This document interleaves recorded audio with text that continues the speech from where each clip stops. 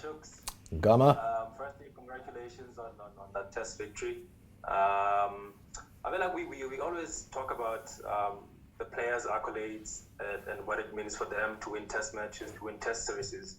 But we rarely talk about what it means for you as a coach. I mean, you've got a test series victory in the Caribbean. You are about to close one in Bangladesh. You know, and the first coach to win a test match in Bangladesh in a decade. You know, what does it mean for you as a coach? Obviously, personally, yes, it's gratifying and satisfying, but they've got it right. It is about the players, you know. I've never seen a TV camera in a change room or supporters sit in a viewing area applaud the coach whenever we win a game. But yeah, it is satisfying. But I'm so happy for the guys and proud of them. And at the end of the day, it should always be about the players and never about the coach or the coaching staff even. You know, I mean, we've got some wonderful coaches on our coaching staff. And it's been a really good combined effort from everybody involved, but ultimately the players, I mean, they can hold their heads held high. And yeah, be very proud of what they've actually achieved here. Thanks, Ngama. Johan? Good morning, Shuks. What was most pleasing for you about the match? Hi, Johan. Yeah, I think the most pleasing for me was just the calmness that we showed throughout.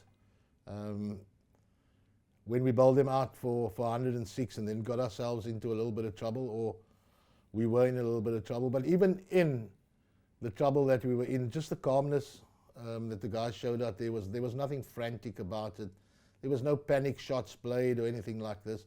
And when conditions got easier for batting, and Kyle and Vesey first, and then Kyle and Pietie showed us, and again, the calmness that we showed when we started out, and when things were going against us and they were playing particularly well. But most importantly, just the calmness and intent that we showed when we chased down a total that you should be getting 9.5 times out of 10.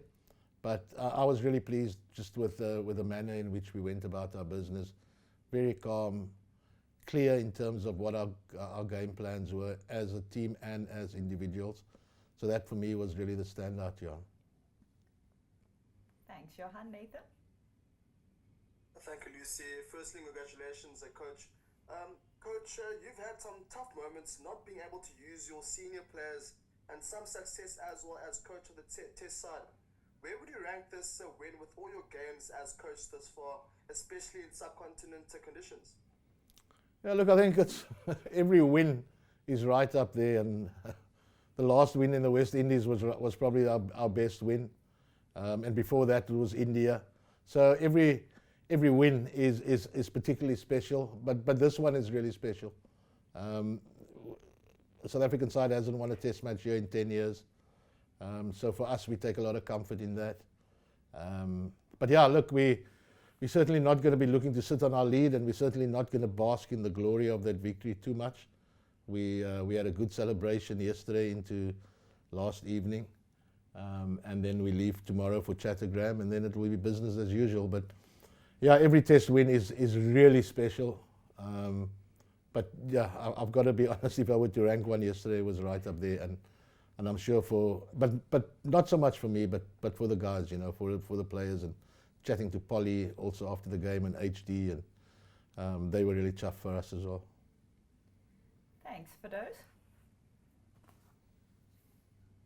As it Shuks, I don't know if you're watching what's going on elsewhere in the sub, but India were bowled out quite cheaply this morning, and Pakistan also struggling a bit there. Do you think that things are sort of changing in that people have learned how to win in the subcontinent again? And if so, you know, what has changed? I think players, I mean, teams prepare better coming to the subcontinent, and again, there were some raised eyebrows as to us not having a warm-up game here and whatever. I just felt that we could prepare better where we were and almost in extreme conditions. And I think the same with New Zealand and England, you know. Teams just prepare better. And maybe the art of batsmanship has not only left certain teams. What we found is that whilst they prepare spinning wickets here, doesn't equal them being the greatest players of spin. And I think we're finding the same in England, in India, and in Pakistan now as well, So whilst they feel it's still their best way of attacking teams from outside of the subcontinent, their host batting has also let themselves down. So I think batsmanship globally has taken a bit of a hit. Not only the playing of seam, but certainly in the subcontinent, the playing of spin as well. Thanks for those. Percival, we'll look to wrap with the Afrikaans question, so I'll just cut across to Telford. Thanks, Lucy. How's it, Shukri? Through no fault of your own, you didn't really get the chance to play Test cricket, but you're in a unique position here as the coach of a Test team. And can you tell us civilians, are you struck by how difficult is it to engineer a victory at this level and in this format and in conditions like these? I'm going to say this very tongue-in-cheek, Telford. I don't know what the big fuss was 10 years, No, on a serious note. I think it's all about the belief that you can actually come here. There's a belief in your skill set. There's an understanding of how you're going to go about it. And then from a coach and from a coaching staff perspective is to allow them that freedom, They're going to make mistakes along the way, and almost for us to be comfortable with certain mistakes. As long as the mistake doesn't sit in a mental corner. If it's an execution, we're comfortable with that. If it's technical, we can work on that. But we've really driven the mental side of things in terms of a strong mentality, a strong desire, both with bat and with ball. And we've gone to great lengths to free the guys up in terms of whatever the game plan is, whatever you're comfortable doing, every single one of us, players, management, coaching staff, everybody, we're going to back that to the hilt, and we're going to allow you to do what you do. And I think that brings clarity, it brings calmness to a unit, and that for me, like I said earlier, was probably the most gratifying thing, is there's just the calmness. And even in the celebrations, nothing was over the top. It's almost as if we expected to do really well, and I'm not being windgat in any way here. And it's a young, inexperienced, well, not a young, but inexperienced unit. But we still need our leaders, and our superstar Rolls-Royce fast bowler. He led from the front there with the ball. He carried this attack, as he has done for quite a while now, and then backed up by some really valuable contributions by others with the ball, and then guys with the bat as well. Thanks. Nathan, we'll give you a go just towards the back end as well, so we're just going to go to Keenan.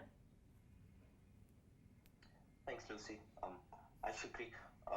Just with regards to, you've obviously won now, and then you've got one more game in Bangladesh, and then Pakistan and Sri Lanka at home at the end of the year. Just, do you have an eye on the World Test Championship and making that final? And we've heard you and Aiden also previously speak about belief, as that belief has sort of like transcended into sort of the future and your goals into reaching that step.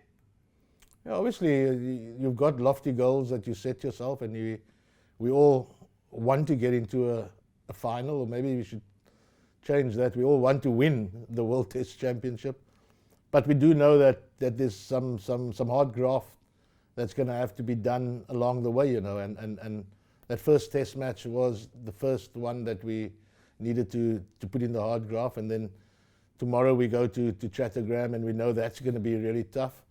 And we're going to have to play particularly good cricket, and if we get a great result there, then great, and then we move on to Sri Lanka.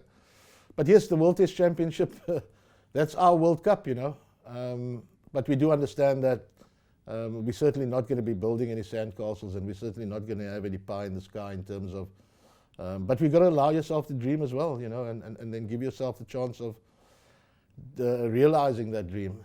But it's going to take a lot of graft, and we're a long way away from that still. We've got to take care of Chattogram, play really good cricket, and then hopefully get on the right side of the result there. Thanks. We're going to go Mark, then Stu. Good morning. I had the same question as Keenan, but if I could just press you on that, I mean, how would you rate your chances then of getting to that WTC final? Mark, we've got to have a good chance. I don't know if Dose is the expert on this. I think it's 4 out of remaining 5 or whatever it is. and you've got to fancy your chances back home. I might have said it at an earlier presser or something, where we're coming to Bangladesh as underdogs, and we got a really good result. We probably go into the next test match having firmed slightly in the odds. But when we get back home, we start as favourites. You know, you're not expected to beat them, but you actually firm favourites to beat two teams from the subcontinent in home conditions. So to answer your question, Mark, I think, our odds have definitely firmed in the betting markets.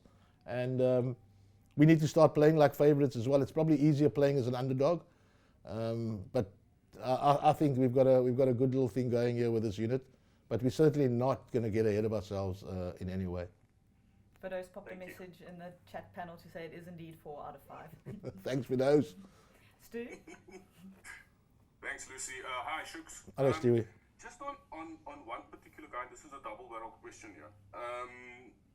You didn't hesitate when you were asked at the HPC about Vian playing this test match. What have you seen from him that has made you so confident in what he provides to the team? And this is the second question, is, Marco has been through what he's going through, but he'll be back in the side, I presume, for the home tests. How does Vian fit in with Marco? Do they play together? Oh, they could do. And if I had my way, I'd like to see them play together. Not if I had my way. If everything stacks up, I'd like to see them play together. Because I've also said before that Marco's probably not your ideal number 7, but a really good number 8, if that makes any sort of sense.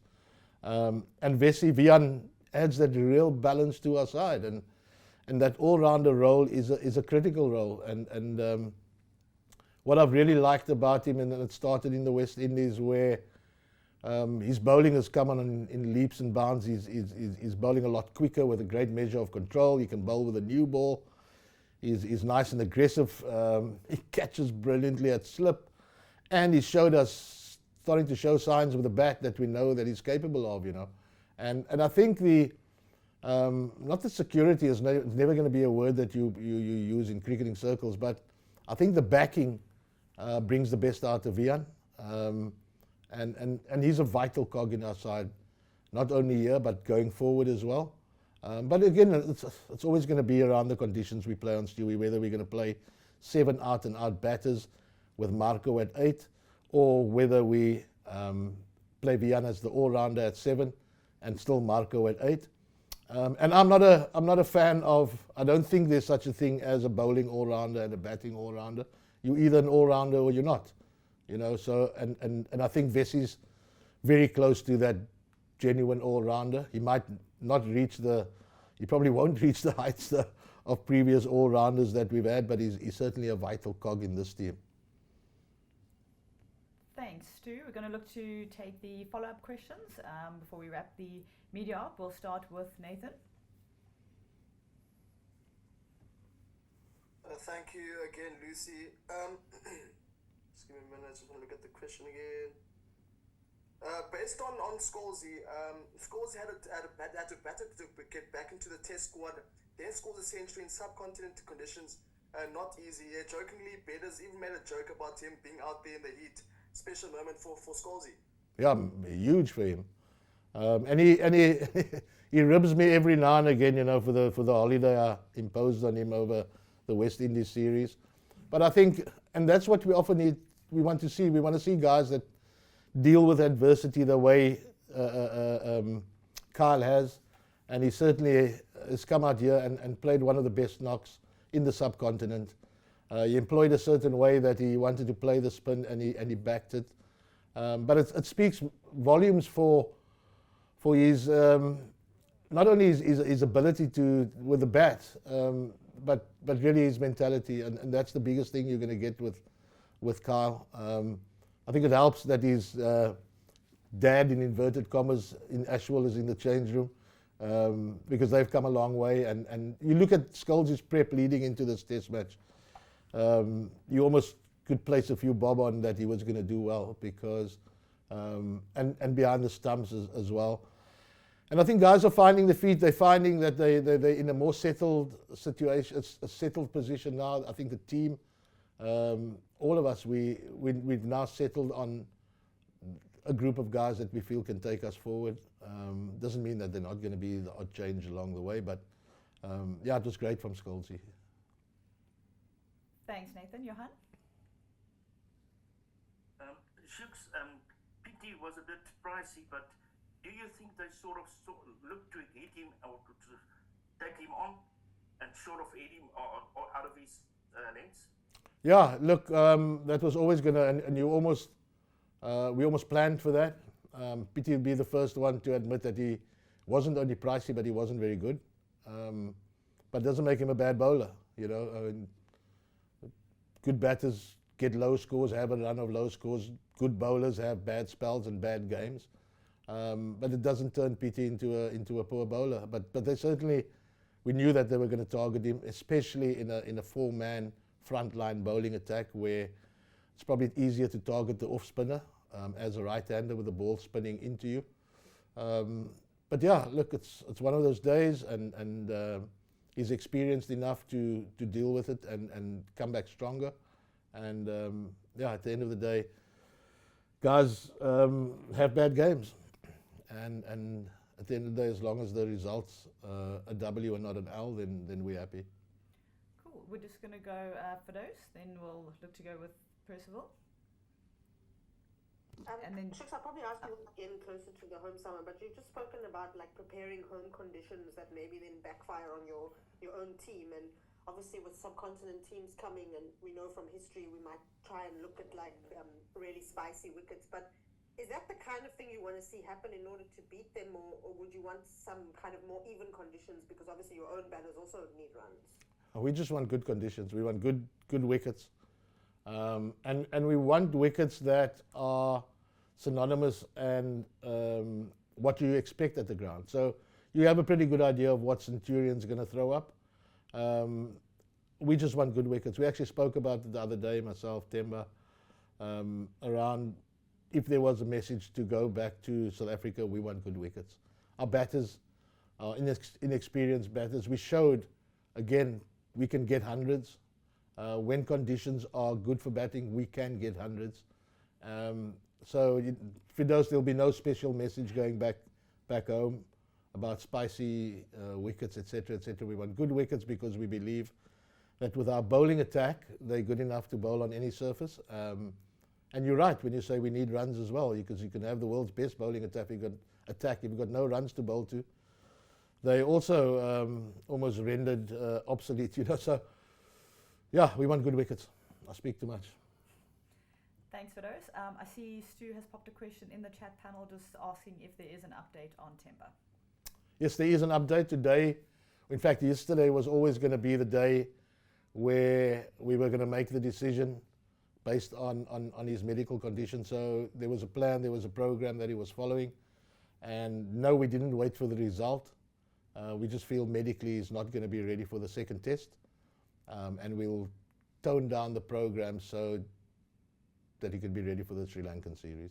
So Temba's out for the second test, unfortunately. Thanks, Stu. We'll look to go. Is he staying there? I don't know how that's important for those. I actually don't know yet. I haven't asked him. Like, is he coming home or is he? I don't know. I really don't know. I'll check with him, but that's yeah, I don't know. That's Temba's prerogative together with the manager. I'd like him to stay, and I've communicated that with him. But I also know that he's got a young family. But yeah, I'd like him to stay. He still plays a valuable role. It's still his team. And we'll see how it unfolds. But yeah, something we haven't even spoken about too much. Thanks for those. And then we'll look to conclude with Percival with the Afrikaans questions. Actually, baie dankie, Lucy. Lucy, I've just got two questions. Good afternoon, coach. If that's okay with you, ma'am? Sure. Thank you so much, Lucy. Coach Shukri, eerstens soos al my collega's gesê het, baie geluk meneer. Coach, kan ek net vra? Twee maklike vrae. Ek het gepraat in Engels van julle kan nie te oorgerus op julle laurels rus nie meneer. Hoe benader julle dan hierdie volgende toets? Jy praat van julle is die underdogs. As julle nou die underdogs in die tweede toets? Ja, ek is seker as Engelse woorde, Afrikaanse woorde vir laurels en underdogs per se. Nee, ek spot maar dankie vir jou gelukwense. Ja, soos ek vir Mark vroeër gesê het, ek dink nie ons is nou sulke underdogs nie. Ek dink hulle verwag dat ons weer 'n goeie vertoning gaan insit en ek dink ons verwag dit van ons, maar ons gaan definitief nie te wind gaat wees in terme van is net 'n geval van opdaag en dan wen nie. Ons weet dit gaan 'n moeilike taak wees. Ons weet die atmosferiese kondisies gaan moeilik wees. Ons weet die blad gaan 'n moeilike een wees en ons sal weer ons beste cricket moet speel om 'n goeie uitslag te kry. Coach, laastens dan jy verwys na ons kan praat oor Kyle se goeie vertoning in daai eerste toets, maar jy verwys na jou bowler as 'n Rolls-Royce meneer. Ek wil vir jou vra, kan jy na Kagiso verwys as 'n generaal van jou span? Wat beteken dit vir iemand van sy kaliber in jou span te hê en die mylpaal wat hy die afgelope toets behaal het daar in die eerste toets? Ja, kyk, as jy kyk na die mylpaal en die statistiek, is hy die beste in die wêreld wat dit behaal het. So ons kan nie genoeg sê daarvan nie. As hy 'n generaal, hy's alles. As die ouens 'n bietjie af is hy die ou wat agter die ouens inklim en ouens opg. As die tye moeilik is hy die persoon wat die bal wil hê. So ja, hy's alles in ons span, maar hy weet ook dat ander ouens in die span ook sulke vertonings kan bring en dis presies wat ons probeer doen om die res van die bouaanval vir die res van die groep te weet dat ouens soos Kagiso, daar sit baie ouens in ons groep wat ook sulke groot performances kan bring.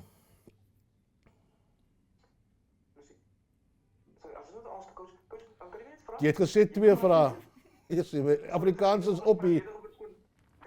Ek vra nie om verskoning coach. Kan ek vra, jy het gesê jy baie graag jou kaptein moet bly daar. Is dit 'n rugslag vir jou as 'n kaptein en 'n span om nie jou gereelde kaptein beskikbaar te hê nie?